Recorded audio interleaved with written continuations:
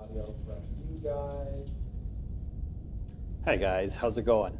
And welcome to another update of the court cases and a little bit of update on the documentary and just get to chat with our good friends Bern and Tamara. Appreciate you coming in and joining us on the call here, Tamara. Tell us a little bit about, well, you've been kind of a little bit in silent world for the last year and a half here. So tell me a little bit about from Convoy to now, what kind of restrictions do you have in place? And you know, people can't really hear from you all that much in social media. So tell me a little bit about what's going on in your world. Well, thank you so much for having me. We have a bit of, so I hope I'm not cutting you off. But there is a bit of a lag. A little bit of a Can you lag, hear me okay? yeah. I can hear you all right. You're cutting in a little bit, but I think it's all right. Okay. Well, anyway, thanks for having me. And you really nailed it. When you came out here to shoot the documentary, that we were all worried about, you know, what I could say and how it was work, and because I was so muzzled. Oh, we lost her. She's there. Are you able to hear me there? Yep. Okay, there we go. I think we got you back. So, yeah, there's just a bit of a lag. So yeah, it's been quite a year. I was very silent until the POEC report came out in February, and that was kind of my breaking point. I just thought I'll stay, obviously honor my conditions, but I did get a little more brave as far as speaking to the media and getting out into crowd, and not go with prepared because I could just never, I wanted to say. So yeah, it's been something. Yeah, The no conditions that I'm under are the same. I still have a no order with Chris, Pat, and some of the other organizers. There's a couple on there that I don't even know who they are, which I find kind of funny. I still obviously banned on social media. I'm not allowed to post, log in, or ask anybody to post on my behalf. My surety still has to check my devices. I'm not allowed to organize, participate in, or advocate for or promote protests, especially regarding COVID-19 mandates. So, but I am allowed back in Ottawa. I'm allowed back in Ontario now. I was banned from Ontario, and they're letting me down into the red zone now. Of the Okay. Well, I guess some of the stuff is lightening up a little bit. Give me a bit of an update of what the legal battle's been like. How are you doing mental health wise? Like, is it straining, or has it been fairly easy so far? Give me a little bit about the flavor of what you've been going through so far. It's been exhausting, physically exhausting, which sounds kind of like hard to believe when you're literally just sitting in a courtroom all day long. But it's long days. It's not always easy to sit there and listen to people say terrible things about you. When you're sitting right there. But honestly, I've had no anxiety even going into this trial about what the outcome's going to be. Primarily because I have truth in God on my side, so I don't feel like I have to worry. It's the justice system maybe that I don't have a lot of faith in. However, this judge seems very fair. She's admitting as much as she possibly can, to make it fair to everybody. Mm-hmm. And I'm liking what I'm seeing so far. So I'm not too worried about the outcome. I don't believe that either one of us will be found guilty.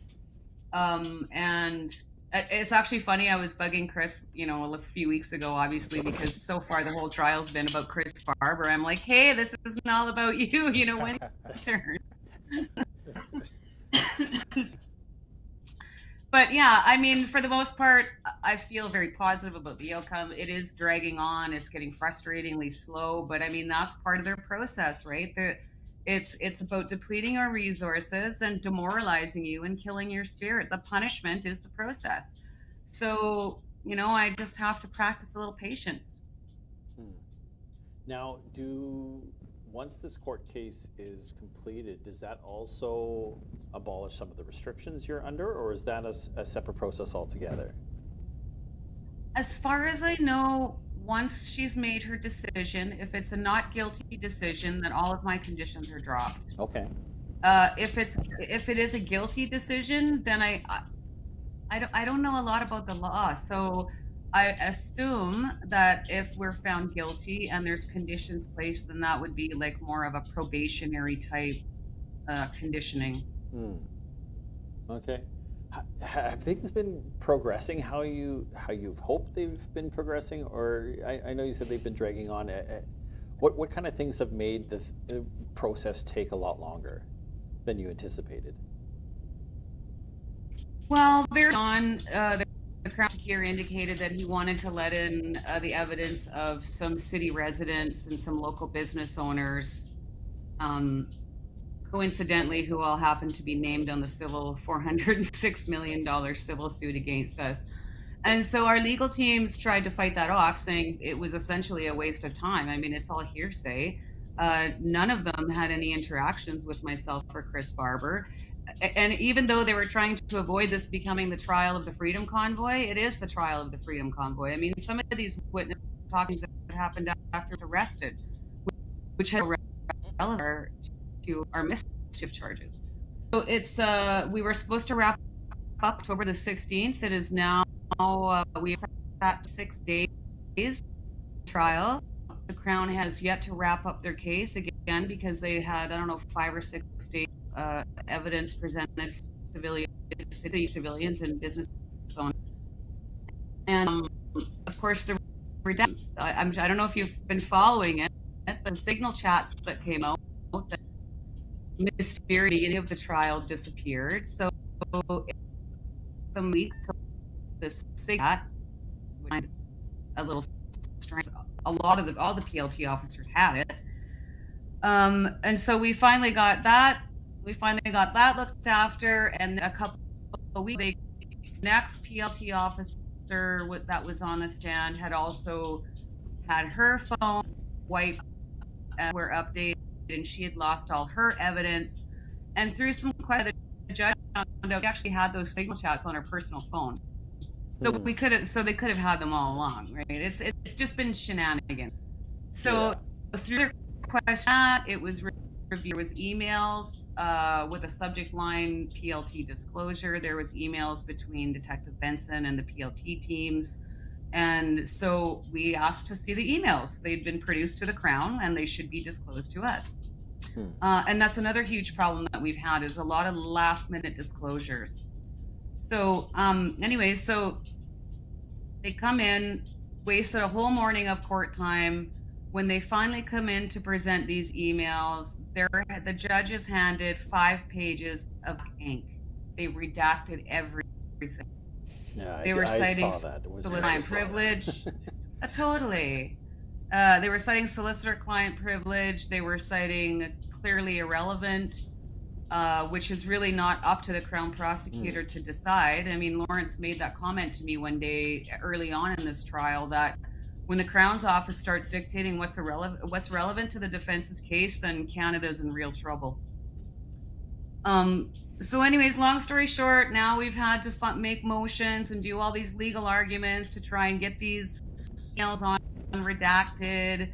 We had a warning, and that after the judge ordered them to present emails to the defense last week, they still haven't done that yet.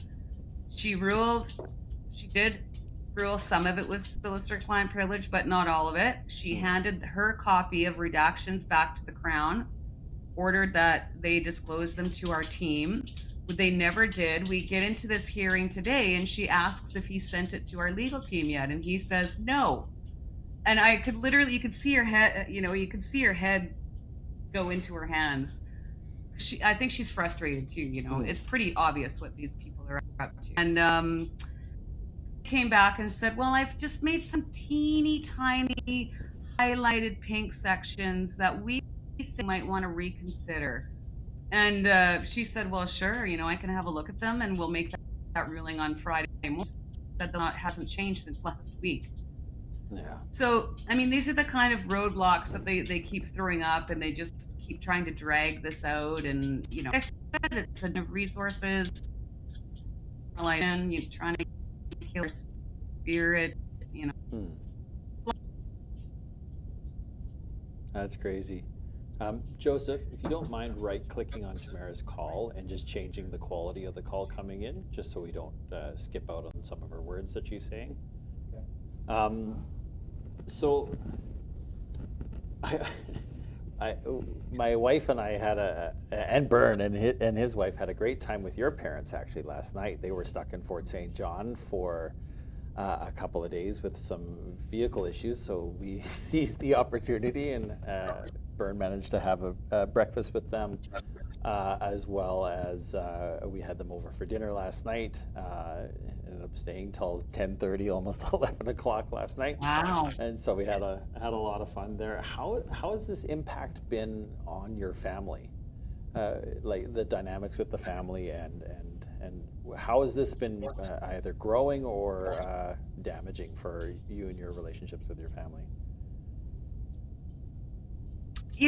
It's been good. I think, first of all, thank you guys so much for taking such good care of my parents. We really just kind of kinda wanted to stuck see up who there. was responsible for criminals such as yourself. Yes, that's right. Who's raising these terrorists these Yeah, days? right? For me, the convoy experience, traveling to Ottawa with my parents in front of Chris and myself, was, I mean, you will never replicate that, and it was so meaningful to me. My dad and I, well, and my mom too, for that matter, have gotten into a lot of political discussions the last few years, and so, for that to happen for me was extremely special. They originally planned only to drive to the Manitoba border. And then I remember my mom called me up one night and said, "How would you feel if we just, came all the way to Ottawa?" So it worked out great. Um, we have a large family. There's 6 kids in my family, and supporters, definitely supporters. I have one of my brothers was a little bit skeptical, but he was just kind of not really paying attention to it, I guess, I think on purpose. But after the Jordan Peterson interview came out, I know he got interested. I think he's starting to ask questions, and it's opened his eyes a little bit. So it's been good in that respect. My daughters are amazing. I think it's really great that, I mean, my oldest daughter does not have the same political beliefs that I do, exactly the opposite. But we've learned over the years, to agree to disagree. We know when we have maybe change the subject. But they're appreciative of what I went through. They're very supportive of me. They're great kids. I wouldn't say this has negatively impacted my family, other than, I was in jail for 18 days in the Yeah. winter, and then flown across Canada last summer. So, in those respects, and even this trial, like, I need to be here for my kids. My kids need me right now. And so it's really, I think that's the most frustrating part for us, to be stuck in Ottawa watching this dog and pony show, for lack of a better word, dragging on. And when, we do, and probably in the same boat, he's got family, he's needed at home too. He has a business to run. Mm-hmm. Well, Yeah. it was very apparent spending time with your mom and dad. They're very, very proud. They really are. Yeah. I'm very. And for yourself, Tamara, how have you been? How has your emotional well-being been during this process? Well, I think I'm a very positive person, but it is funny. I was just thinking about this today, like the way that my life has gone. I seem to have these bursts of, where I'm really busy, and then this followed by not, like, now I'm home and doing nothing, which is a good thing, actually. I think we needed it.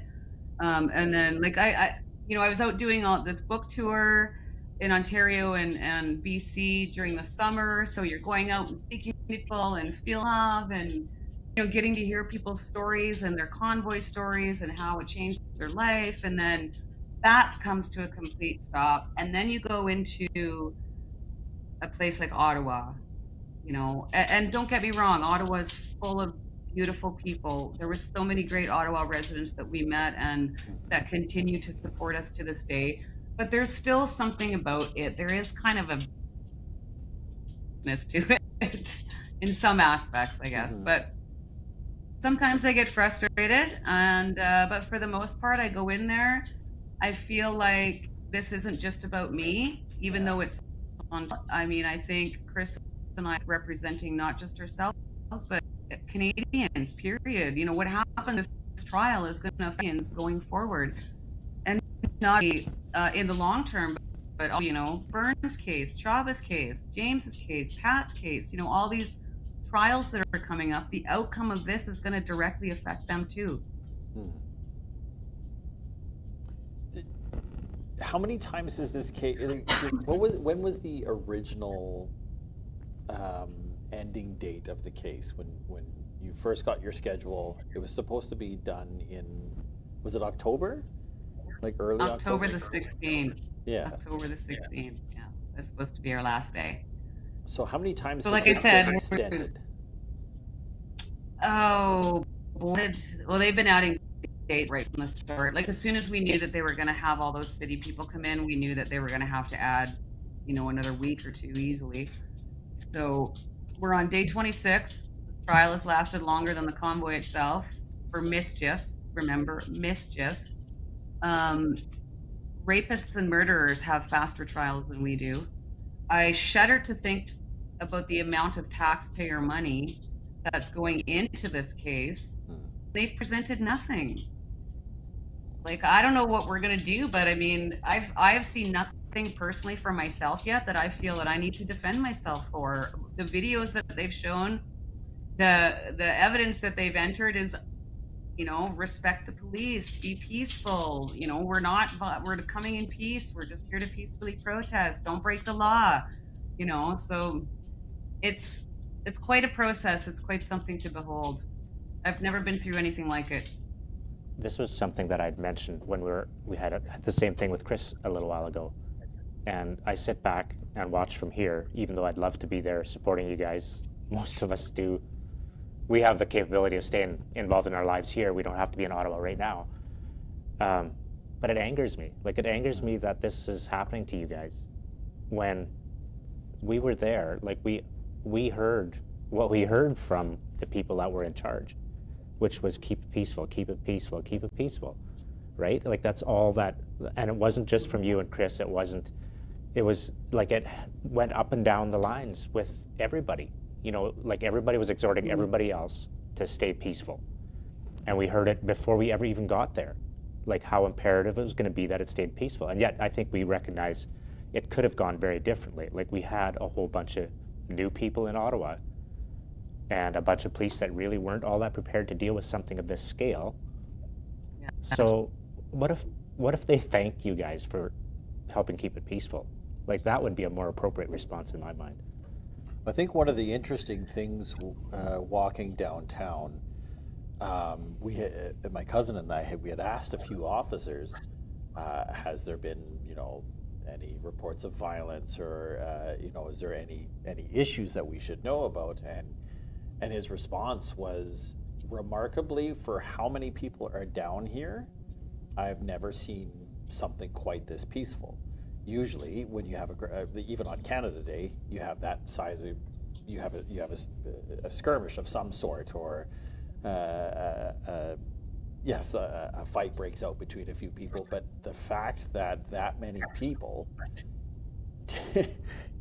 didn't have a response that you would expect from that crowd of people, and from some of these big truckers with big burly beards that look the part but have a giant heart of gold.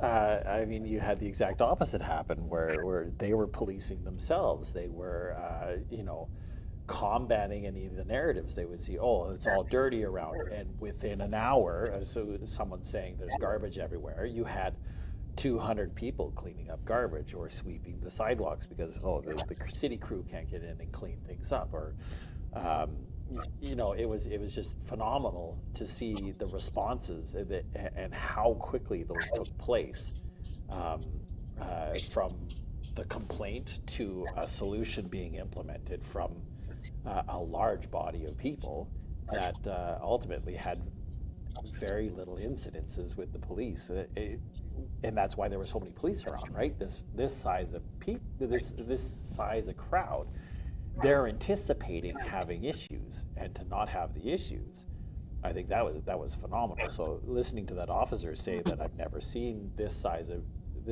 crowd with this few of incidences was nothing short of a miracle. Yes.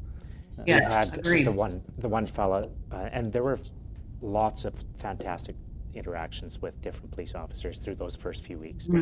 And the one fella that was stationed on our corner said, "This is Ottawa. Like, this is where people come to protest. It is what happens." And he must have been a fairly long-serving member of the Ottawa Police Service.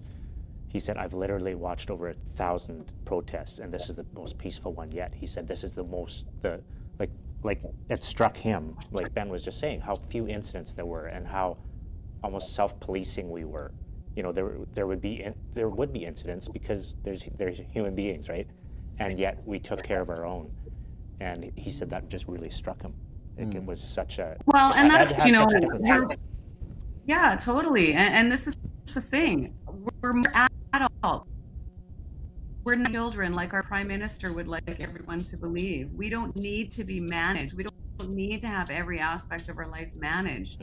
We can get together in groups and not be jerks. But this is the thing, like you mentioned earlier, Vern, and it's funny that you mentioned that because I literally was just saying that to my daughter last night. What became very obvious with the evidence that came out at the POEC last fall was that the Ottawa police were outnumbered, overwhelmed, and they didn't even know what to do. Like, if we had been that type of protest, we could have easily came in there and taken over the whole city. Like, we easily. And there were nothing they done, but that was not, we were going there. That was not even in the realm of our minds. But nobody will recognize that.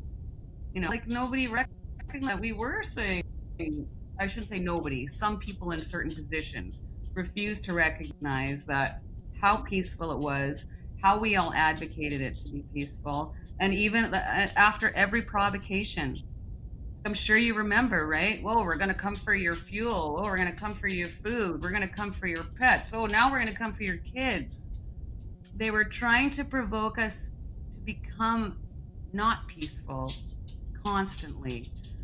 And Canadians didn't fall for it. We didn't fall for it. And that's huge. We're smart people. We are not dumb people. Like I said, we're adults. We know how to manage ourselves, and we did, like you said, Bern. Road captains, captains, cleanup crews, snow crews, volunteers bringing food, the people that were out at the camps that were managing and donations, and scale of that's just almost hard to fathom, right?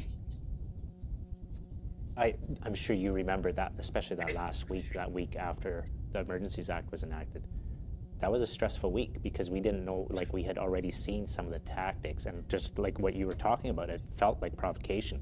It felt like there was a goading or a pushing to be more than what we were, to give them more of a reason to, I don't know, to justify shooting Canadians with rubber. Right? Yeah. I mean, I don't want to put words in their or thoughts in their heads, but you almost learn to expect something was coming, and it was stressful. It was an intense few nights. You're sleeping in, like, for those of us that were sleeping in the cabs of our trucks, you felt very vulnerable. You felt very out there. The nights would quiet down. During the week, people would go back to their jobs. The weekends were busy. There were lots of people around on the weekends. But at night, during the week, you're just kind of stuck in a tin can. And you felt quite vulnerable. I distinctly remember that feeling. Sometimes it was kind of hard to go to sleep. What, If you could pick one story, Bern, from your time downtown, that's your favorite, or that made the most impact to you, what would it be? I mean, and I know there's hundreds of stories. How do you pick? Man, I don't know. There's a couple I do remember, and Tamara mentioned a little bit earlier on, just talking about a peace of mind, knowing that there's a higher power and recognizing that. And I remember a night where it wasn't maybe so much a huge interaction, but a night where I was kind of down. I was missing my family, been away from home for about 30 days at that point. And this lady comes up to my truck, and her name was Adora. And I'm like, I'm not even sure if that's a human name. I actually, there's a part of me that feels she was an angel. She was sent to me. She had exactly the right words to say.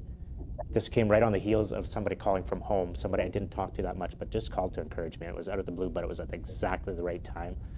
This sweet lady, like, she couldn't have had a more perfect script to talk to me. And a name like Adora, I'm like, I think she was an angel. You know, there were just so many, and I'm not the only one that has stories like that. Like, there were just so many people that met each other's needs and were there for each other. And I mean, even like you go way down the line now, and we've talked about this, your parents, Tamara, coming down from Alaska and driving through Fort St. John where they know nobody. I wasn't the only one. I was the one that was honored to help them. Like, there were just people that were almost disappointed that they hadn't had a chance to help them. You know what I mean? Like, we've got this network of amazing Canadians across the country, but that was built in Ottawa. That was built in Ottawa by Canadians getting on the same page and realizing, man, this is an awesome country with awesome people. And we just saw so many of those interactions. Like, pick a story. I don't know how you do that. There's too many. Do you have anyone that sticks out for you there, Tamara? Oh, I'm like Bern, and there's so many. Oh boy! But you know, I think when we first got there, well, my first huge thing was even before we got there, and you've all heard the story. Well, Bern was there. You guys were there, coming through Manitoba, right? And I looked out the window of the side of a big red, and these native dancers drumming. Beside them were some Sikh gentlemen, and beside them were some Hutterites with their children, and beside them were nuns in full habits. And I was just blown away. I just thought, wow, like, it really truly doesn't matter right now what color your skin is, what God you worship, what your income bracket is, where you live in Canada. We were all Canadian, right? We weren't being divided by all those labels that we keep getting thrown at us all the time. And it was one of the most beautiful things I've ever seen. And shortly after we got there, the next thing I remember that blew my mind, other than, you know, the people and the love and everything, the gratitude and the hope, was seeing this picture of an Albertan boy with his Alberta flag out, and a Quebec boy with his Québécois flag out, his Quebec flag out, shaking hands. And I was just dumbfounded. I mean, that's just not stuff that you see. We've been divided east versus west even for so long. And so for somebody like me that was once a part of an independent, Western independence political party, it was a profound moment for me. I remember being in the crowd, and this story really struck with me from your documentary, Ben. Sorry, I forget the name of the journalist that shared that story, but there was three that the story with the chants in English, and then the chants. I remember being in the crowd for that. Judy Stinson. Yeah. I remember being in the crowd for that, and it was exactly like she said it was. Like, it just switched. Like, all of us were chanting in English, and then all of us were chanting in French. Even that's basically the only French I know. I mean, French class in school didn't do me much good, but it was amazing. It was absolutely amazing. That definitely. Bonjour, mon ami. Je ne parle pas bien le français, but I'm trying. Show off. That's better than I would have done. So we're going to open it up to questions on the live stream here fairly shortly. In the meantime, Tamara, how can people help? how can they support the community? How can they lend a hand during this critical time? Because being delayed, that's obviously grown your legal fees. And if that's any indicator of future court cases like Burns coming up, that's a potential for those court cases to, balloon in time. How can people support you specifically during your time with Chris there in Ottawa? Well, as far as our legal funds go, I'm being funded by the Democracy Fund, thankfully. I'm very lucky and very fortunate that they're helping me to cover bills. So I've been doing some fundraising through them, and they're doing crowdfunding also. Um, Honestly, I think my personal opinion is that we really need to focus on people like Chaba, people like Byrne, Pat, other people that don't have these organizations maybe behind them. I know some do and some don't, but even if they do, they're still going to need help. So if you can find a way to donate to Chris's lawyer or Byrne, I can't. I'm not sure what you have right now. I know you told me, I forgot already. But we really need to get a focus on, and I'll explain why after. We really need to get the focus on raising funds for these other people, the Coots 4 boys. I mean, these guys have been in jail for over 600 days. This is ridiculous. And the reason why this is so important is because I've now been sitting in this trial. I've been dealing with the legal system now for almost 2 years. I've seen other lawyers in action and different legal teams, and I'm telling you, the quality of the lawyer that you have is going to make or break your case. And so we need to make sure that these people have good lawyers, and we need to make sure that they have the funding to pay for those lawyers. And I've said it from day one, no one gets left behind. I can go out with Democracy Fund and raise money for myself. I need people to be focused on helping other people, if that makes sense to you. Mm-hmm. It's really struck me, and I think like Ben will corroborate this. We've had Chris unabashedly promoting the documentary that Ben put out, even though he had basically no part in it. You talking the way you are right now about future cases. I mean, in my mind, it's almost like one step at a time. Like, you guys are in trial right now. You have some definite needs. We'll deal with the next ones when they come up. But there's just not a selfish attitude, and I get that from you, I get it from Chris, I get it from others involved in this process. And there's still, I mean, we've all seen the stuff that is not attractive. We've seen the things that people have said and the infighting, and it's really sad. But yet there's people that still have each other's backs. And yeah, it just really strikes me. It's barely a justice system when we have the deep pockets, the endless pockets of the Crown up against our very finite resources. Like, how is that a level playing field? You know what I mean? I mean, obviously you do. You're up against it. And so... Yeah, and it's not. And this is the part of the lawfare that I was talking about. They have unlimited resources, right? Sorry, I cut you off there, Byrne. My apologies. Oh, it's all good. Now I lost my train of thought, so... I know, I'm sorry. that No, again, if people want to donate to my legal fees, straight to the Democracy Fund. Chris has got, I'm sure you have his lawyers. You can send an e-transfer directly to his lawyer. Because I've been kind of the mindset, like you, Byrne, like we'll tackle these one at a time. And so right now, my priority is Chris. I don't want him to be stressed out or worried about how he's going to pay for a lawyer. We need to be strong and positive, and keep focused on like a positive outcome. It's gonna happen.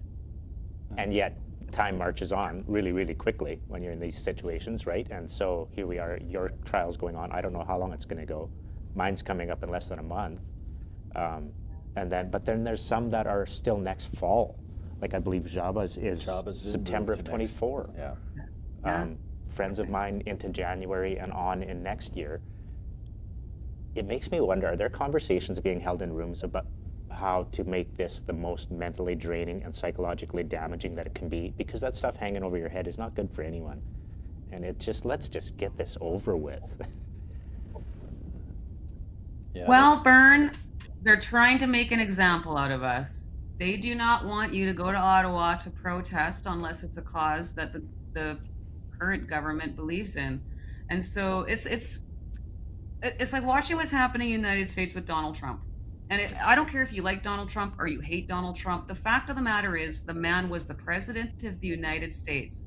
So what they're doing to him right now, in my opinion, is saying, well, look, we can do this to the former president. What do you think we can do to you? Right? And that's what they're doing with us, because we succeeded. We were successful. We were more wildly successful than we even set out to. We inadvertently exposed so many things, and they're not happy about that. And they do not want a repeat of that. But we did show them that we have a win. We have our line in the sand, and so they're just trying to intimidate people and prevent them from ever doing something like this again. Because, hey, we'll just freeze your bank accounts without a court order or any parliamentary oversight. We'll just arrest you and then make up some charges, right? I mean, I think when I was first arrested, my charge was counseling others to commit mischief which did not occur. So how do you get charged with counseling a crime that never happened? And then the rest of them kind of came after, Yeah. So they're just trying to put us all in the town square, my friend, but it's not going to work. Mm-hmm. And it does. Or you get stuff like the Coots boys, where they have charges, but there's no court date, there's no bail hearing. It's essentially a wait, and for all intents and purposes, it doesn't appear like they're going to set one anytime soon. They're just political prisoners darn near at this point, right? Like, They are. We all are. 600 days in prison. That doesn't make sense to me. I could understand if the charges were, if there was a lot of evidence against them, if there was a lot of harm done. But like you said, there's murderers and rapists that are out on bail before these guys have even had a chance to have a trial. So it's confusing, and it should be an eye-opener for many people of how our justice system and how the government is using that in order to emit a bit of control over the people of Canada. And I hope this is what's happening right now. Like, I realize there's plenty of people that didn't agree with what we did. They didn't agree with the convoy going across the country. They didn't agree with us going to Ottawa. But I hope they're sitting up and taking notice, because there will come a time when you're adamant about something. And what happened? This is how they treat do we call ourselves dissenters? Or what do we call ourselves? Yeah, that's right. Like, there'll come a time when you feel strongly enough to stand up about something. And is this how you want to be treated? Like, no, you want to have a voice. And it doesn't matter if at this point in time you agree with our voice and what we were talking about. Mm-hmm. There will come a time, and we need to have that voice. We can't have that voice go away. And it was actually That's exactly right. The head lawyer for JCCF said, if we lose our freedom of speech, the battle is essentially done. Like, if we can't speak out anymore, and it looks like there are things coming down the line that look like they're trying to clamp down on our free speech. You can look at the way social media is monitored, and look at Tamara. Like, not only the JCCF, but you look at, that's one of Jordan Peterson's main sticking points, right? Is the fact that there's the importance of freedom of speech. You have Rex Murphy talking about the necessity of freedom of speech. You have Brian Peckford. That's one of his biggest things is within the charter is the freedom of speech. That is such a fundamental core of what makes a country free, is actually having that freedom of speech. It doesn't mean agreeing. I can say all sorts of different things that Bern won't agree with or that Tamara won't agree with, but that fundamental right that I have the right to say my piece, not have everyone agree with me, but it's my piece to say. And that when you lose that, or when you have to be pigeonholed into, no, you can only say freedom of speech within these borders, that's not freedom of speech anymore. That's controlled speech. That is limited and censored speech. And it just comes with the territory. If you want to have the freedom to say what you want to say, you're going to hear things you don't want to hear, right? But it's like we're losing the ability to dialogue because it's getting dictated. You know, we need to be able to dialogue and disagree and argue. And I think maybe I'll sound really, really old saying this, like having computers in our pockets, we've lost the ability to have a good disagreement or debate because we just look it up. You know, just is this the answer? But we need to be able to listen and respect things we don't agree with. Well, I mean, people can say stuff and do stuff that you don't necessarily like or approve of, but it doesn't mean you have to dislike them as a person. Right? You know, I've said things that people don't like, but I mean, I'm still a nice person. I still try to be friendly and outgoing and make people feel comfortable. But, you know, I just don't think you can paint someone with, you know, like Pat King's a prime example. Like, I mean, do I agree with everything Pat King has said or did? Of course I don't. But does that make him a criminal? Absolutely not. You know? So, yeah, I mean, scary thing is in Canada, free speech is hanging on by a thread. And I'm even concerned about that because when you lose your media, the very people that are supposed to hold your government to account, it's almost done. It's almost over, you know. And we're really, that's one of the other best things that we expose. Like, I mean, the collapse of the trust in the legacy media, that was a defining moment.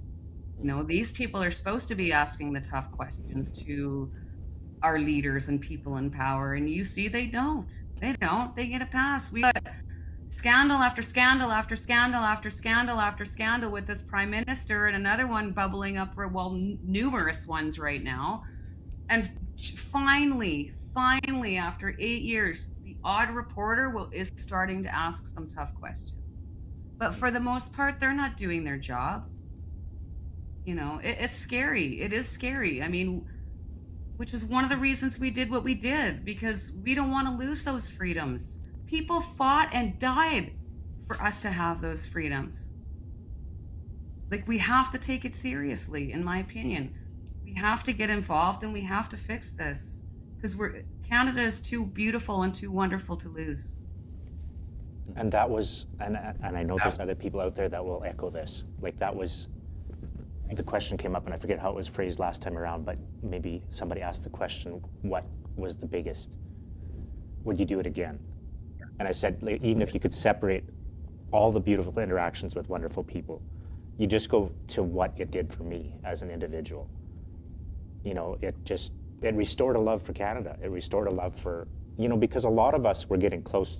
Maybe we didn't have options to move out of the country, but we're done. Like, we were just so tired of the division and the lies and on and on and on. And when this happened and you got to be a part of it, like, I will never regret going on that drive with these people.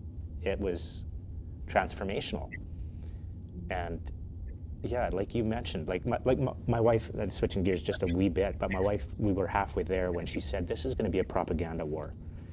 And I had gotten to the point prior to, really probably prior to mandates and definitely prior to the convoy, where I was backing right out of social media. I'm like, I don't need all this garbage. Like, but yet then I realized we need something, and that was a huge cog to what we did, showing people the other side. That was a huge part. I mean, that was what your documentary was all about, was showing people the truth. Absolutely. Like, showing the difference between what mainstream was reporting and what was actually going on. And without all these different platforms and the freedom of speech, we wouldn't have been able to show people back home what was actually happening. So I guess that was an upside to social media. Mm-hmm. But I still want to go back to 20 years ago when we don't have anything. But don't you find it interesting, because that, what you said is true. I mean, we had the power of social media, and so what is one of the biggest things the government's going after right now? Mm-hmm. Yeah, absolutely. Right? I mean, a lot of things. I remember I said that to Chris, like, excuse me, on the way out. I said, you know, we can't succeed. They're not going to let us succeed.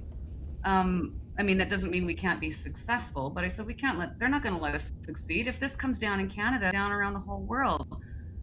And I said, we could be arrested. I said, we could get shot. We don't even know what we're walking into, right? I watch the news. These people, they're crazy. You know what I mean? I lost my train of thought there. Sorry. Well, I'm glad you weren't saying that when we were headed towards Ottawa, because that would have been disheartening. Yeah, yeah. But, we just didn't know what we were dealing with. We didn't know what we were dealing with. And I think that was, one of the most, that caused me a bit of anxiety, because we just didn't know what to expect when we got there. It'll come back to me. I lost my point. Sorry about that. It's all good. And we kind of started this rabbit trail a little bit on how people can support you particularly now. Another way people can support is actually with your book that you came out. It was a top seller on Amazon for a while. So if anybody gets a chance to order one of these books, it's still on Amazon, correct? And yes, it is. Yeah, okay. yeah. Which this book was actually on. Book.com. Sorry to cut you off. This book was. You go ahead. Tamara's parents wanted to make sure it got to you. Oh, fair enough. Yeah. Because you had, when we were out for supper, you said, "I don't have it yet." Yeah. And so there you go. Well, I appreciate that. It still needs an autograph. Thank you. Next time we see you, we'll make sure. Well, we'll make that happen for sure. Perfect. Yes, Well, it's still on Amazon. It's still doing really well.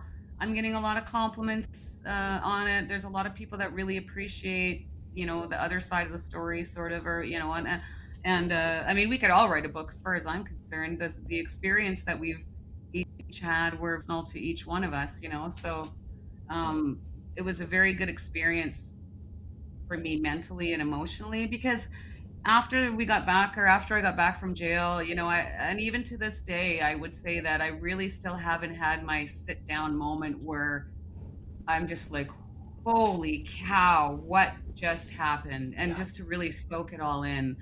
I think I'm putting that off until it's all done with and dealt with. But so for me, this was a really great way for me to talk about things that happened, and kind of work through them that way, if you know what I mean. And so it was a really great experience. I'm really happy with how it turned out. I love the resource links in it. So if you don't believe what I'm saying, you can just go to a website and read it for yourself. I mean, I think that's great. It's on Amazon, and it's at theconvoybook.com also. Fantastic. I feel like I'm so sad that this has been withheld from you, this therapeutic part of this whole journey, which is being able to reminisce and talk with the people that you shared some very intense times with, right? Like Chris and like other people that you spent a lot of time with in those few short weeks. I just had lunch today with one of the guys that I spent not that much time with, but was in Ottawa with. And I love it. It's therapeutic, it's good for us, and it's been withheld from you. I can't wait for a day when you have no more restrictions. It's you can coming. talk to who you want to talk to. Yeah. I'm too serious. We're going camping 2024, I hope, maybe. You know what? I also had another great idea. I think this is a great idea. I won't give any dates, and we have to wait till everyone's good to go and finish. But, I thought we should rent the Swiss Hotel, the whole Swiss Hotel in Ottawa, when everyone's free to do so, and we can just all go down there and meet and book the whole hotel for a few days and just enjoy each other's presence. And not in February when we can boat on the canals, not skate on the canals. That's a great idea. Yeah, July. I said that to Chris on the way. I was like, next time we do this, let's do it in July, maybe. I don't know. It's a beautiful city. I really want to see it in the summertime. Yes, it's even more beautiful in the fall, Bern. Okay, I believe it. A way people can actually support Bern coming up here if you're local to Fort St. John or in the close surrounding area, we're having a fundraiser on the 17th at the Lido Theatre. There's some details posted on both the Eagle Vision Facebook page as well as the Unacceptable documentary Facebook page. Take a look at that. There's a little poster there. We're going to get some ticketing options set up fairly soon here so that people can register their spots. We've had upon posting the poster, we've had quite a few requests come in to reserve some tickets. So I think it's going to fill up fairly quick, but we will be posting where you can get the tickets here fairly soon, within the next day. So keep an eye on our Facebook pages if you want to come to Burns fundraiser that's happening on the 17th. That's next Friday. And it'll be at the Lido Theatre in Fort St. John. Frozen. My screen's been frozen. Oh, your screen's frozen. This camera has died. Uh-oh. No, it's all good. We got. I wish I people in could the be there, back. Bern. I wish I could be there so badly for you. Well, the feeling I'm is sorry that I mutual. can't be, but I'll be thinking of you. I'm afraid you're Yeah, still I'll going to be in thinking of you Ottawa for when I sure. get back there, when I come. But Well, you know what? I'm actually thinking of staying. If you're the 4th to the 7th, Bern, I would like to stay. I mean, I want to be at as many as I can be, you know, or whatever I can possibly afford to be. I mean, it just doesn't cost, you know, it's not free for us to be staying out there, but if I can be there for your trial, I will be there for your trial. I mean, honestly, over the last year, you've spent more time in Ottawa than at home, so it's almost a home away from home anyway. It's true. Fantastic. I'll give a little update on the doc there. So the DVDs and Blu-rays are coming in, and we are shipping them out. Basically, every box that lands at our door, we are shipping basically the same day. So you should start to see your orders fulfill. If you've pre-ordered one of our discs, we're going to be shipping those out right away. The USB sticks will be here by the beginning of next week. We hit multiple delays with that. I won't bore you with the details and frustration, but they are shipped, and we do have an official tracking number now. So those will be here a little bit later, hopefully by the beginning of next week. And same thing, as soon as those hit the door here, we'll be fulfilling all those orders there as well. If you've already ordered the disc but still want to maybe spark a conversation in your community, we do have some merch as well at the unacceptabledoc.ca website. There's sweaters and t-shirts and phone cases and things like that. And they're not really straightforward sweaters. They're more to like that promote the doc. It's more to spark a conversation. So if you've seen the documentary and you want to have someone question a little bit of the clothing that you're wearing, they definitely ignite some of that. So I encourage you to go to our website, unacceptable.ca, and take a look at some of the merch there and see if something strikes your fancy. I'm really looking forward to these coming out because I just feel like you did such a bang-up job on this documentary and everybody that was involved in it. And it's going to be a chance for people to get it in their living rooms and watch it away from prying eyes if that's what's needed. Just have a look at what actually happened, at the disconnect between mainstream media and reality. And I hope it'll open some more eyes. I'm excited about it. I appreciate that. And I appreciate both of you also being involved with the documentary there as well. That, it was only by God's guiding that we were able to interview some of the people we were able to interview, and that was phenomenal for sure.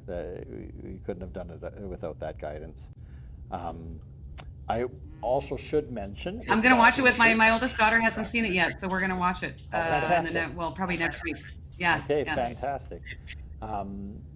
Another area, if someone is not interested in ordering a disc or having a package with our paraphernalia labels on it and want to hide the evidence, it is streaming on a platform exclusively for the next 6 weeks on freedomnetwork.tv.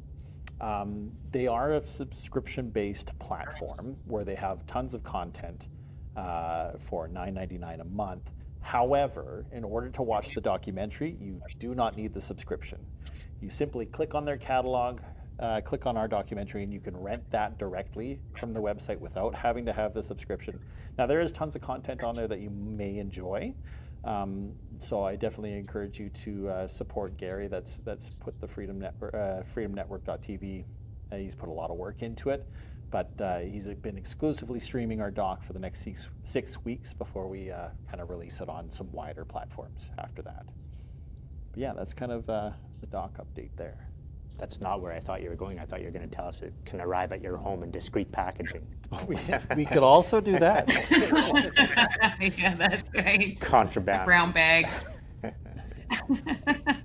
So let's get to some of these questions here. If you guys have questions in the comments that you'd like us to answer, feel free to flood them now. I see there's a ton of comments on the post, so I'm not so sure how far I'm going to scroll back, but if you want to repost your question right now, feel free to post that in the comments, and we can get to some of those in the next little bit. While we're waiting for some of those questions to come in, Tamara or Bern, do you guys have any other updates in life? I know you had your truck stolen recently, but So that was fun. Oh, Tamara's not on social media, so she hadn't even heard this story yet. I had made a trip to Manitoba to trade pickups with my brother. Got home, got to see some of my Manitoba friends from Convoy Times, so that was a good time. Got home, started enjoying this new to me pickup. It wasn't new by any stretch. Had it for a month, and I got stolen out of my driveway. And No.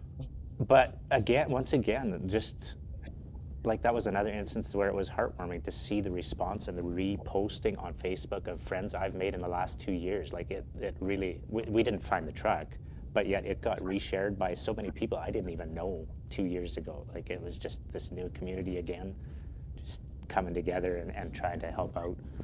So I mean, whatever. Well, we're family. We really are. I know the way to put it. And like, even with some people didn't even meet there. I mean, if anyone called me up, from there, of course I would do whatever I could to help them. I mean, that's just the community that we were so blessed to have created and be a part of. I mean, I know a lot of people would really have my back, and I mean, I've got a lot of people's backs too, and it's been beautiful. I got to meet people like you guys. I mean, I find out that he's, married to a girl from my hometown. What are the chances? Yeah.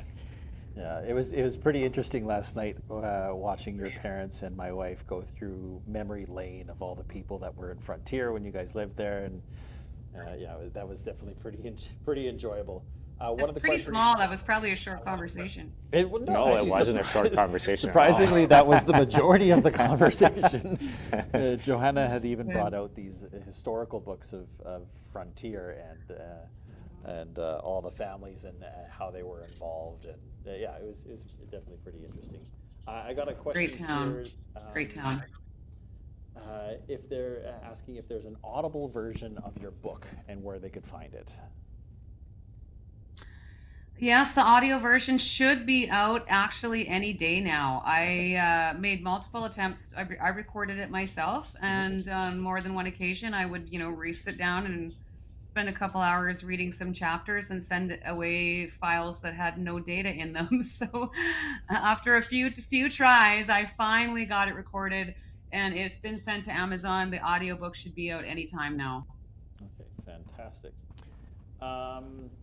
You had asked, Ben, just for, I don't know if are you guys hearing me? I don't hear anything in my headphones, but just a little, anything I wanted to add, and I thought I would like to clarify. So you mentioned a fundraiser that we're doing, and that's coming up because there's some different factors that play into this, and I was talking to Tamara before this podcast, but I had been represented by JCCF, Justice Center for Constitutional Freedoms, but in order to stay with them, it required moving away from the lawyer I had right since the beginning, since we first left Ottawa. And I don't know, I wanted that continuity. I wanted to stick with this lawyer that I had, who had developed a bit of a relationship with and a comfort level, I guess.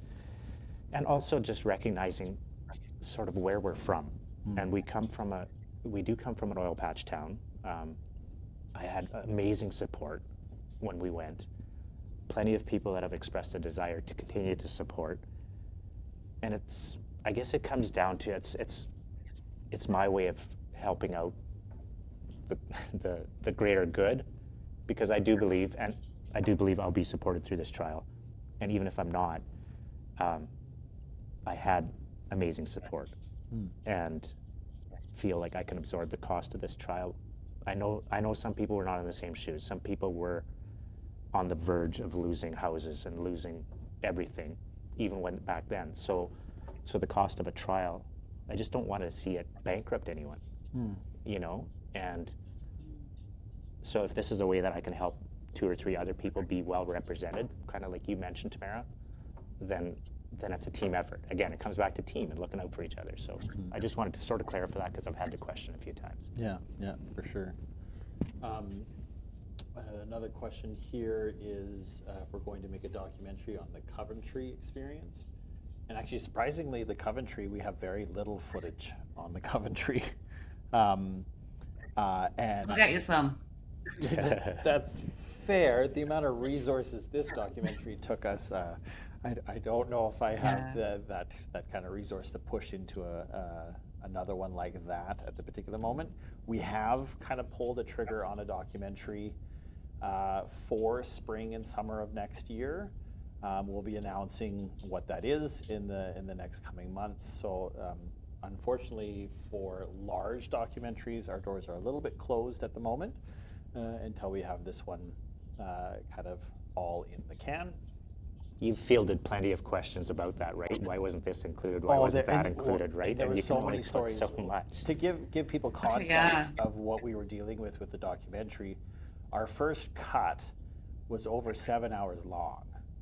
And there's probably 7 or 8 full 2-hour interviews of people we didn't even put in, like Camp Hope over in Winnipeg, like that. Unfortunately, all of that was cut out.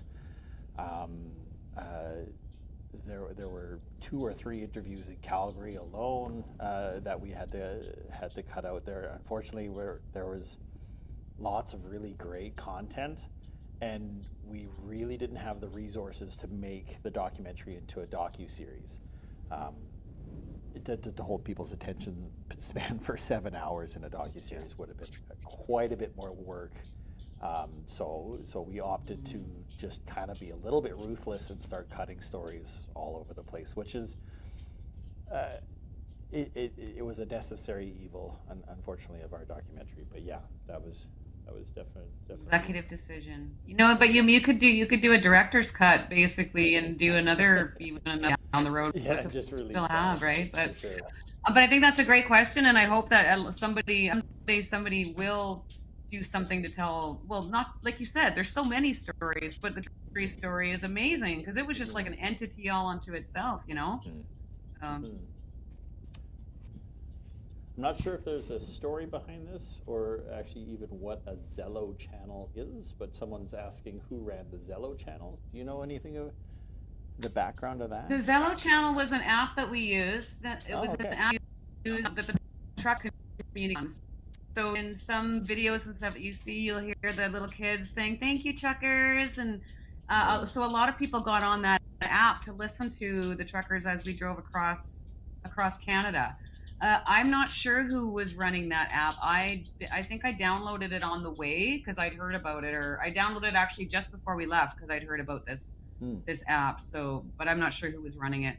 I think there was a few channels. Is it kind of like a chat channel, like something like Signal or Telegram or something like that? Well, like she was saying, it lets you It's interface more with for our two-way speaking. radios. Oh, okay. I gotcha. Yeah. Okay. Very cool. There's a couple more questions here. Yes, someone asked if they could pick their copy up at the office here. And yes, as the boxes come in, we will put a label on it, label it as fulfilled, and then you can come to the office here. Our address is 10703 89th Avenue here in Fort St. John.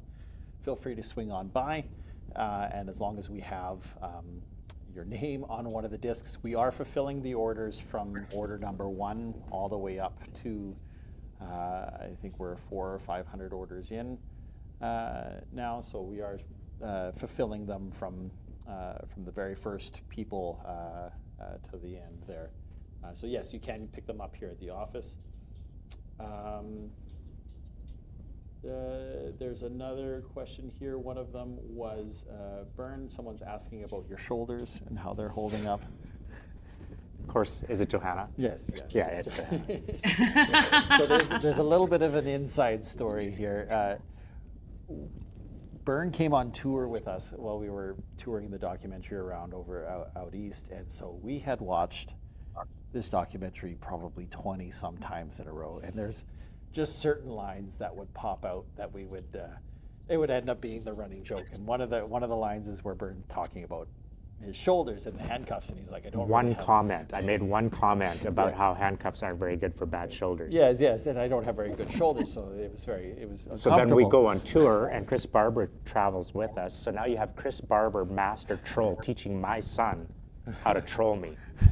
Like, it just wasn't good. It was great. So any opportunity we have to question Byrne about his shoulders is For anybody that cares, my shoulders are doing pretty good.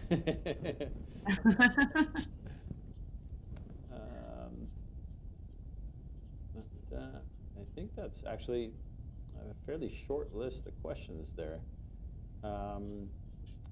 Melissa's asking how you guys have commemorated the convoy since getting home. So Melissa McKee from Bikers Church, she got a tattoo and changed her home decor to kind of like a Canadian decor and things like that. So what's something? Well, Byrne, you got yourself a tattoo there as well, didn't you?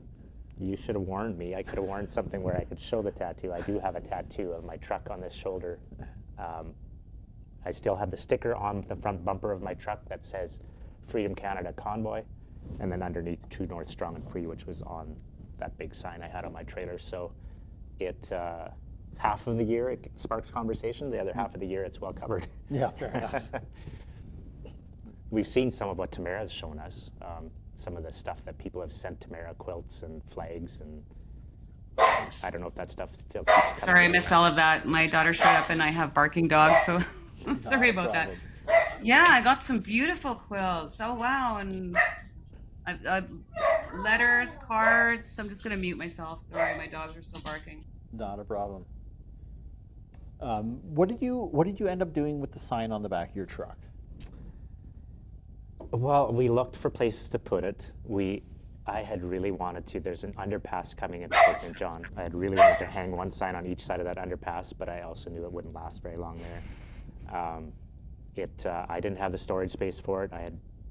It wasn't my trailer I was pulling, and so the sign has gotten disassembled. Okay, fair enough. It did we changed one side a little bit, and I was out of town for that Canada Day, but the friend whose trailer it was had, what did he make for changes? So we had Mandate Freedom on one side, True North Strong and Free on the other side. So he left the True North Strong and Free, and then on the other side he put O Canada and ran it in our local parade for one Canada Day. Yeah. Fantastic. So Tamara, did you end up commemorating the convoy at all when you got home? Either tattoos or it's a small Not really. shrine, I'm maybe? definitely going to get one. But I really want. I need tattoos. So it has to be the right one. I'd like to find someone that could really help me design it, and I would like a whole sleeve.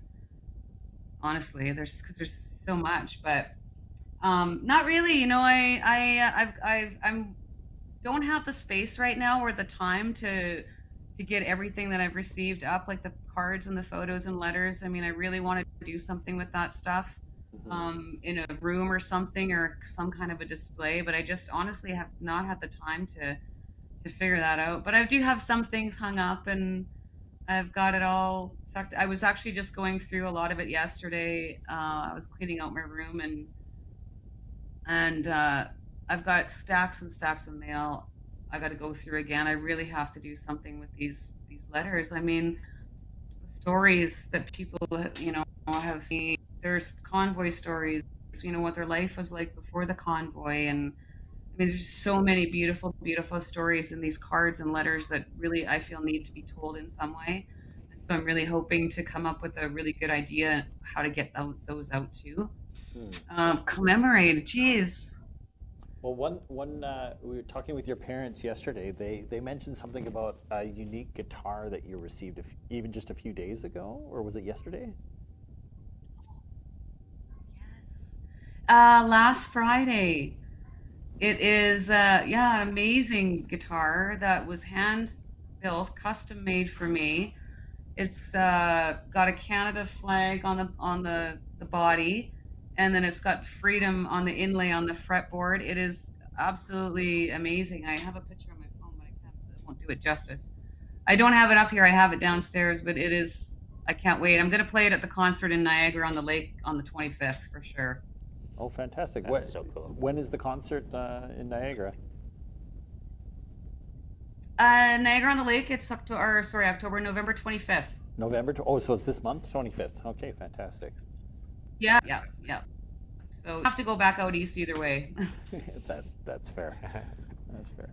Perfect. Do either of you have anything else you'd like to add or say to those that are supporting you through this process? I just got to say, like these two really trailblazers, I feel for you guys, you and Chris, for going through this, but I've been in conversation with both of you, and just your determined optimism, I guess, is a way to put it. Like, you're just determined to be optimistic through this. And it's an example to the rest of us. I just keep your chin up and just know that we love you guys and we're praying for you. Thank you. Well, in the words of the famous Chris Barber, we've already won. So let me worry, you know. I talk to Canadians every single day that express their gratitude, you know, for the things that we did, or they were there and they have these great stories. I mean, this was truly all about our entire country, and there's some haters out there for sure. We got one that gets on her little megaphone and yells at us walking into court every day. Can't wait for you to experience that, Bern. I saw the clip. Make your hair fall out. That's dedication to your craft, but isn't it? you know, for the most part, though, sorry guys. No, it's all good. The support has been unbelievable, and I'm just so incredibly grateful. And yeah, we're not giving up. We're just getting started. Fantastic. This fight is only just beginning, and we're just at the beginning of it. We got a country to save here, my friends. That we do. Well, I appreciate, Tamara, you joining us from your home there, and Bern, for you driving the few blocks over here to our office again.